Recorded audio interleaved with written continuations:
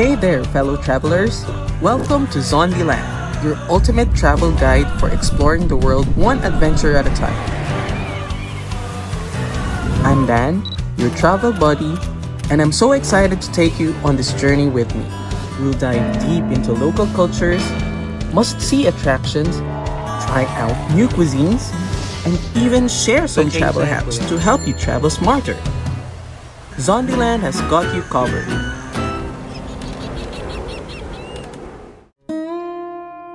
Catanduanes offers breathtaking scenic spots from overlooking views on top of hills and mountains.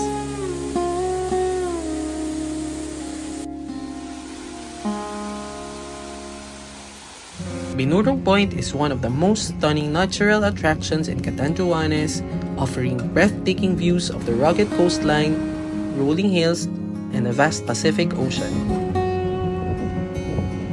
We started at 4 a.m. early in the morning motorbike ride from Birac to Baras. Ilang oras kuya yung Binurong Point papunta? 45 minutes. 45 minutes. Okay, 45 minutes ride.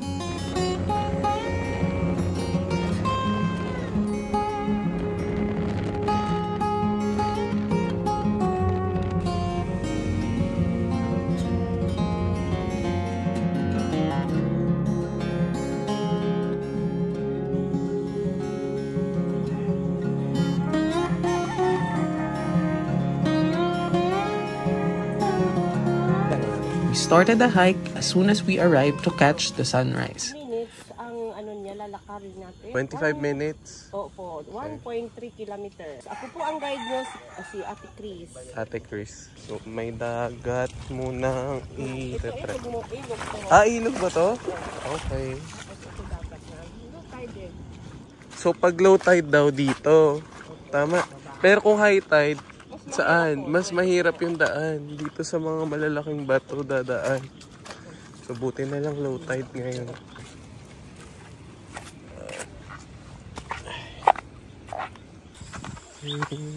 Dito medyo patag-patag na. Ito na ang simula po. Magbilas po ito sir. Okay.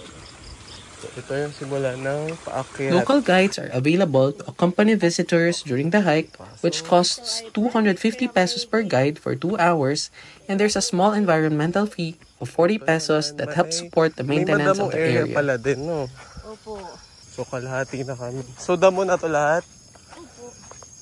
Ito na yung patag na. Kanina kasi medyo paangat, no? Pat-pat ng ratan? Anong pag dumikit ako mangyayari? Tutusok yan sir. Tingnan mo. Ito, may mga tinik. Okay. So masakit. Masakit. Sigurado. Tusok yan. Ayan, so nadulas ako. Kasi madulas yung tsinelas. So dapat pag mag-hike, anong tsinelas? Yung or sandals, no? Opo. Or trekking shoes. Reaching Binurong Point involves a relatively easy 20 to 30 minute hike from the jump-off point in Barangay Ginsaanan.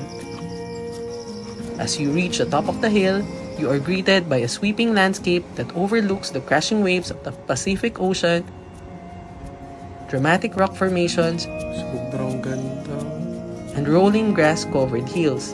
Buti na lang maaraw ngayon.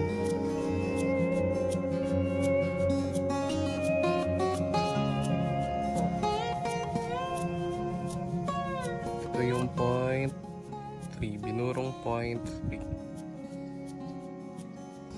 Yan na, may mga dumadating na ding turista. Hello, baka. So dito pala sila na inuman daw to ng baka. The sight of the endless ocean and the raw beauty of the coastline is truly awe-inspiring.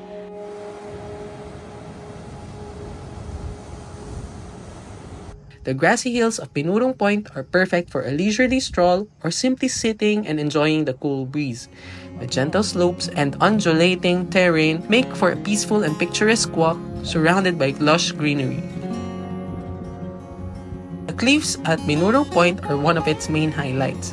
Visitors can sit on the edge of the cliffs with caution and watch the powerful waves crash against the rocks below. Binurong Point is best visited early in the morning to witness a spectacular sunrise. Oh, yung ganda na sunrise. The early morning light bathes the landscape in golden hues, making the cliffs and hills even more magical. Many visitors make the effort to hike in time to see the sunrise over the ocean. Despite its growing popularity, Binurong Point maintains a peaceful and unspoiled atmosphere.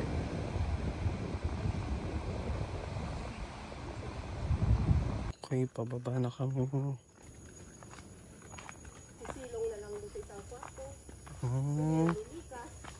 Grabe pa na yung bagyo. Pag laging after bagyo, talagang gawa ulit ang bahay. Oo. Sanay na. Nasanay na. So hindi na nagdadalamhati, ganun. Hindi na po. Talagang laban na agad. Tanim-tanim na. Okay, pababa na. Malapit na sa babaan. So ito yung dinaanan namin kanina pa. So low tide. Low tide pala, no? Ayan, no? Wala nang tubig. Ang college dito sir, nasa Pirak pa.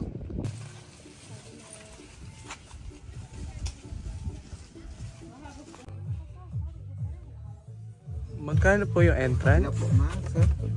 Magkano po yung babayaran? 40 po ang entrance, sir. Tapos 40. ang environmental, 30. 30. Bali Okay. 70 each po. Ano po? Okay, 7. Sir. Ate Chris, ito. Thank you. Salamat. Salamat po sir. Okay. Another scenic landmark is the Bote Lighthouse, located in the coastal town of Bato, Catanduanes.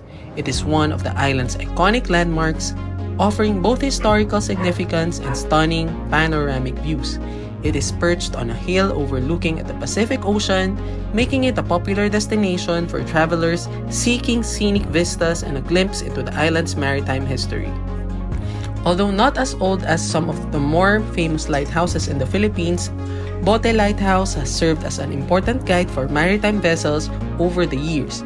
The structure itself is simple yet sturdy, designed to withstand the elements, particularly the frequent typhoons that hit Catanduanes.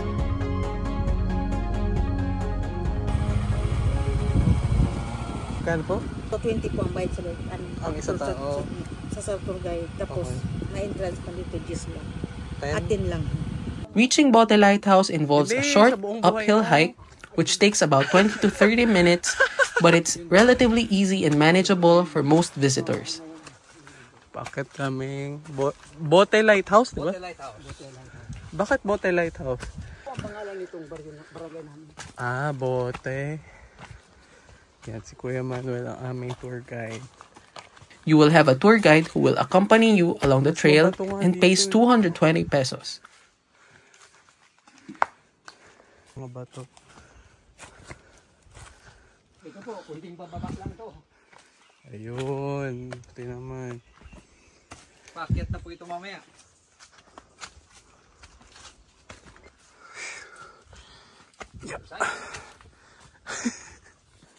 Ayun, may upuan. Wala pong signal sa ano sir, sa baba. The trail adds a bit of adventure to the trip, and along the way, you can enjoy the fresh sea breeze and the scenic landscapes. Ayan, ito na. Woohoo! Ito na yung Bote Lighthouse. 2, 3, 4. Wow! Ganda! One stops mo pa siya. Wow! Ganda! Last. Wow! Visitors who make the short trek up to the lighthouse are rewarded with breathtaking panoramic views. From the top, you can see the crashing waves of the Pacific, the lush greenery of the surrounding hills, and the peaceful rural coastline stretching into the horizon. The solitude of the location allows for quiet contemplation and photography without the usual crowds. Whether you're capturing the sunrise, sunset, or the dramatic waves of the Pacific, Bote Lighthouse offers plenty of opportunities for stunning shots. Maribina Falls is one of the most accessible and popular waterfalls in Catanduanes, located in the town of Bato, just 5 kilometers from the capital, Virac. Entrance fee, 40 pesos. The falls are named after the two nearby barangays, Barinawa and Binanwahan, and serve as a favorite spot for both locals and tourists who come to swim, picnic, and enjoy the natural surroundings. Maribina Falls consists of a series of cascading waterfalls with water flowing over smooth rock formations into cool natural pools below. The falls drop from a height of about 6 meters, creating a refreshing plunge pool ideal for swimming. The water is clear and cool, flowing from the surrounding mountains. The main pool at the base of the falls is a perfect spot for swimming or simply soaking in the natural surroundings.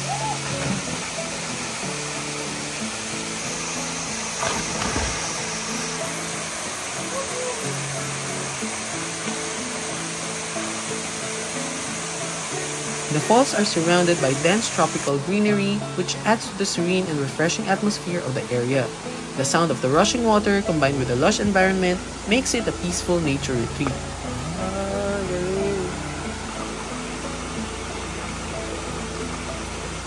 There are picnic huts and cottages available for rent around the falls, making it a great place to spend the day with family or friends.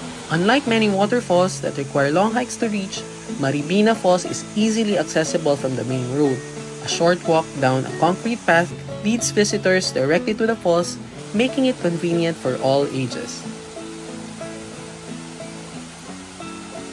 Solong Falls is another hidden gem located in the municipality of San Andres, Catanduanes. Solong Falls features cascading waters that flow into a natural pool below, surrounded by lush greenery and rock formations. The sight of water tumbling down the rocks creates a breathtaking view, making it a perfect spot for photography and relaxation.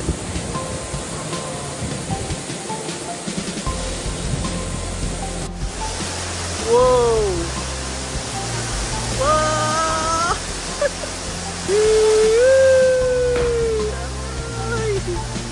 The pool at the base of the falls is inviting and often suitable for swimming, especially during the warmer months.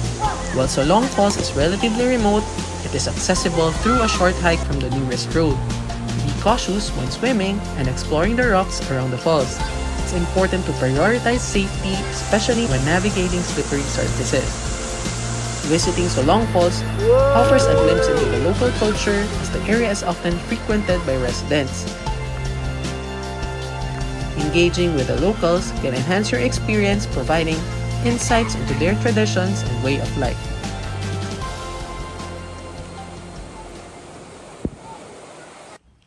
The abaca plant, also known as Manila hemp, is a significant agricultural product in Catanduanes, contributing to the local economy and cultural heritage. Yan yung abaca. Abaca to, di ba? Abaca thrives in the tropical climate of Catanduanes, where the conditions are ideal for its growth. The plant typically grows in fertile, well-drained soil and requires regular rainfall. So ito yung abaca. So ito yung ginagawang barong? Oh. Ginagawa abaka textile. Ginagawang tela. Balat po ng abaka. Ano yung balat na yun yung pinaka-outer? Local farmers often cultivate abaca on small to medium-sized plots, often alongside other crops. So ito yung puno ng abaca. So paano malalaman kung abaca siya? Una, dapat Ayan, mapatulis yung dahon niya. patulis yung dahon. Matingkad yung kulay ng balat ng dahon kumpara po dyan sa Saging. opo. So kamukha kasi siya ng dahon ng saging. Pero may difference talaga din siya. So ito yung stem. Yan, parang saging din po. Tapos yung dahon niya usually pataas. Kumpara sa saging. So hindi nakalaylay yung saging, nakalaylay. Abaca plants usually take about 12 to 15 months to mature. The harvesting of abaca involves cutting down the pseudostems when they are mature. Farmers strip the outer layers of the plant to access the inner fibers. Yung mga balat daw, yan yung pinakaginagawang tela. Opo. So pinaprocess pa po yan. So, parang isi-strip, diba? Sabi mo. This process requires skill and care to ensure that the fibers are harvested efficiently without damaging the plant, allowing for subsequent harvests. Diyan lang ginagawa. Tapos tong mga waste daw ng abaka, nire-recycle pa to. Yung balat ng abaka, pwedeng gawing papel. Yan, yung parang sa souvenir shop. Abaka paper. Farmers can harvest abaca every 6 to 12 months depending on the growth conditions and the specific variety of the plant. Abaca fibers are used to produce textiles such as ropes, twines, and fabrics. The fiber's strength makes it ideal for products that require durability. Abaca textiles are often used in bags, hats, and clothing. Ayan, ito ang ganito ang abaka. Ito, mga ganito. Ito, mga abaka yan. Wow. So, yari ito sa abaka? Oo. Galing. Ano to, lagayan ng paso? Oo, planters po. Magkano yung ganito? Abaka din yan. Abaka paper. Magkano to? 300, 375, 395, iba-iba po. Slipper, abaka din na. Abaka din? Opo, lahat yan. Ayan, saka ito. Magkano naman to? Ayan po, 110. Ito, 100. Pang bahay lang yan, diba? Ito poster. Picture frame. These handicrafts are popular both locally and for export, showcasing the craftsmanship of the region. Abaca fibers can be processed into specialty paper products. Ba't nag-iiba-iba yung kulay? Ito po, bleach ko po. So, basta inisya may bleach. Ini yung natural color po. Yung original na kulay ng abaka? The fibers are used to make high-quality paper for stationery, packaging, and other applications. Ayun, galing.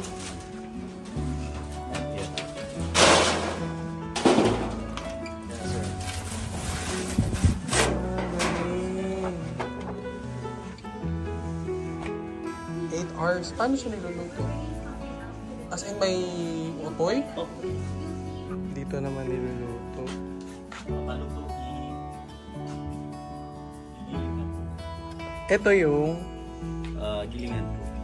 gilingan. Manual to? Hindi po. May makina. Okay. Ano yan? Yan yung Molder. molder. Bago ilagay doon.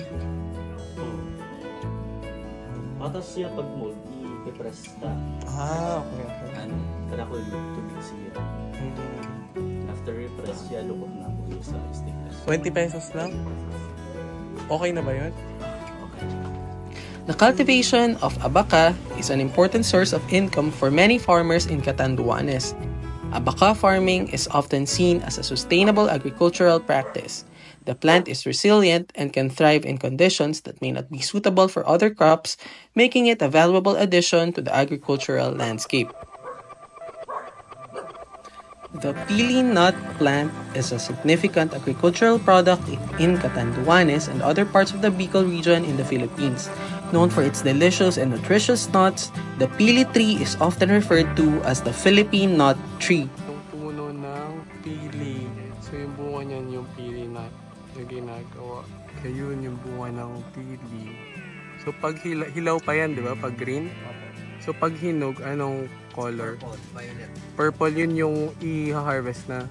Pili trees thrive in tropical climates, preferring well-drained sandy loam soils. They are typically grown in areas with ample rainfall, making Catanduanes an ideal location for cultivation. It takes about 5 to 7 years for a pili tree to start bearing fruit, and once it matures, it can produce nuts for several decades. Products made from pili nuts include roasted pili nuts, pili nut oil, pili nut butter, candied pili nuts, and pili nut confectionaries. The pili nut industry provides jobs for local farmers, laborers, and processors, contributing to the economy of the Catanduanes. Catanduanes offers a variety of delicious delicacies that reflect the local culture and the island's abundant natural resources. Here are some popular foods and delicacies you should try when visiting Catanduanes. Sinigang na isda or codillo is a traditional sour soup made with fish, typically yellowfin tuna, tamarind, and various vegetables like kangkong and radish. The tangy flavor makes it a refreshing dish, especially when served hot.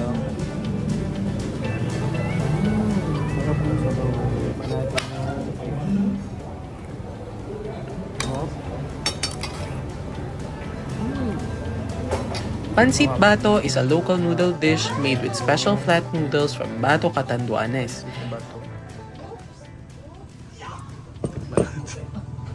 Kikiam. Pancit Bato. So, ang ingredient ay kikiam, Kikiam, gulay na repolyo. repolyo. Pag may carrots, sir, carrots, karning manok. Okay. May karne ba yan? Wala. Ito, Kikiam lang. kikiam. It is often served during special occasions and gatherings.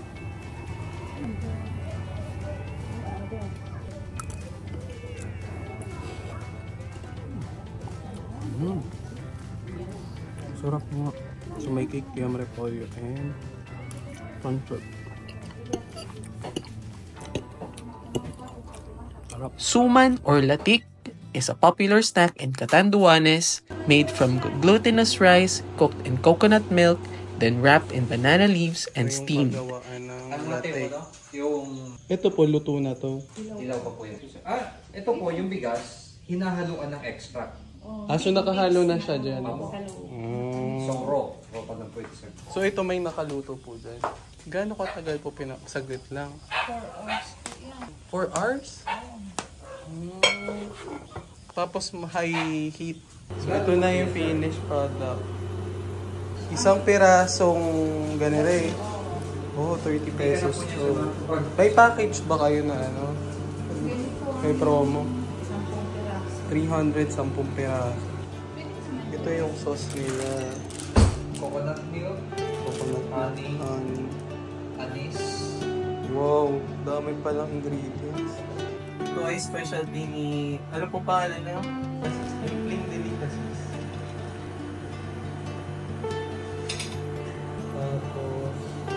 It is often enjoyed with sugar or letik or coconut caramel and is perfect for breakfast or as a snack. Malambot. Tapos, sarap ng sauce. Ano yung natikman ko? Tasted yan. Ano mas masarap to? Mas masarap yung sauce ko. Iba yung may sipa yung sauce niya. Yung sa isang matamis lang ito eh. Ito may... Sarap siya. Tapos malambot din yung kanyang kanin. Given its coastal location, Catanduanes offers an abundance of fresh fish and seafood. Anong masarap na luto niya? Butter din po. Sinigang. Pwede na. Local markets and eateries serve grilled fish, crabs, shrimp, and other seafood dishes, often prepared simply to highlight their fresh flavors. Try naman natin yung adobong puti.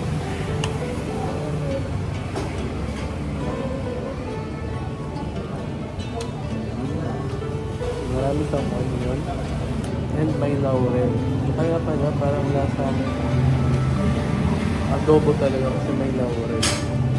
Finally, let's try fish and white sauce. Kasi ang ulo nila to ay tuna.